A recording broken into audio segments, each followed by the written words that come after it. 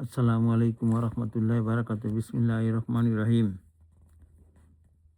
রসুল্লাহ সাল্লাম বলেন, যে ব্যক্তি মদিনায় মৃত্যুবরণ করতে সক্ষম সে যেন তা করে,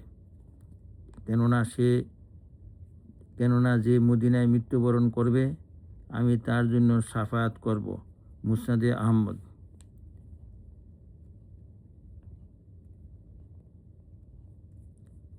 হে আল্লাহ, মক্কায় যতটুকু বরকত রয়েছে মদিনায় তার দ্বিগুণ বরকত দাও। মুসলিম।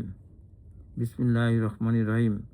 রসুল্লাহ সাল্লাম বলেন, মানুষ হন্যে হয়ে এলম অনুসন্ধান করবে, তবে মদিনার আলেমের চেয়ে বেশি বিজ্ঞ কোনো আলেম তারা খুঁজে পাবে না। সুনানে নাসাই। হে আল্লাহ, আপনি মদিনাকে আমাদের কাছে প্রিয় করে দিন, যেমনিভাবে প্রিয় করেছেন মক্কাকে, বরং তার চেয়েও বেশি প্রিয় করে দিন। বুখারী। বিসমিল্লাহ রহমান রহিম। রসুল্লাহ সাল্লাম বলেন, মদিনার পথে প্রান্তরে রয়েছে প্রহরী ফেরেশতারা, তাই এখানে মহামারী ও দাজ্জাল প্রবেশ করতে পারবে না। বুখারী।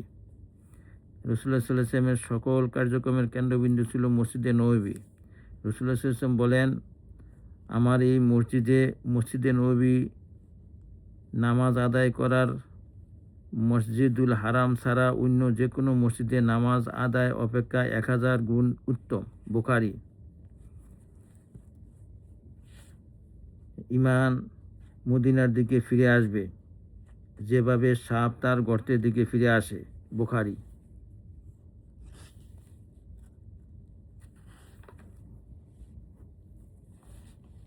মিম্বর ও রাসূলুল্লাহ সাল্লাল্লাহু আলাইহি ওয়াসাল্লামের ঘরের মাঝখানের অংশটুকু জান্নাতের বাগিচাগুলোর একটি রিয়াজুল জান্নাহ নামে পরিচিত। বুখারী। যে ব্যক্তি এই মদিনা নগরীর অধিবাসীদের কোনো ক্ষতি করার চেষ্টা করবে আল্লাহ সুবহানাহু ওয়া তাআলা তাকে নিশ্চিহ্ন করে মিশিয়ে দিবেন, যেভাবে লবণ পানির মধ্যে মিশে যায়। মুসলিম।